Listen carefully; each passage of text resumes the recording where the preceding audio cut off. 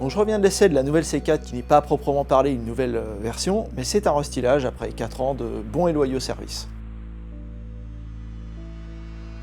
Esthétiquement, la C4 restylée ressemble vraiment beaucoup à la précédente. Les phares sont exactement les mêmes, sauf les intérieurs de phares ont été redessinés. C'est pareil à l'arrière, avec désormais les phares, la partie inférieure des phares qui devient blanche. C'est vraiment anecdotique et il faut avoir un sens du détail avisé pour voir vraiment les différences. Alors les nouveautés, c'est essentiellement sous le capot avec l'arrivée des diesels Euro 6, donc le Blue HDI de 100 chevaux, 220 chevaux et le 2 litres Blue HDI de 150 chevaux. En essence, nous avons l'apparition des moteurs PureTech en 110 chevaux et le 130 chevaux qui était également au catalogue, si je ne dis pas de bêtises, à la toute fin de vie de la toute première C4. Dans le restylage de la C4, il y a comme souvent des nouveaux équipements technologiques.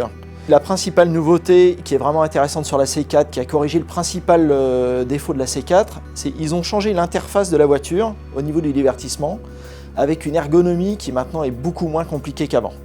Ça se traduit par un écran 7 pouces tactile, qui est en option sur la version fil, qui est beaucoup plus simple d'utilisation. Donc on a aussi l'apparition en équipement technologique de l'accès et démarrage main libre, qui est en série ou en option en fonction des modèles.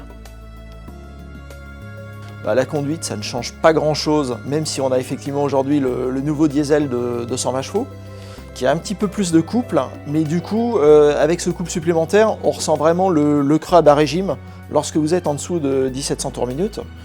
Du coup, ça oblige un petit peu le conducteur à emballer le moteur pour démarrer en ville.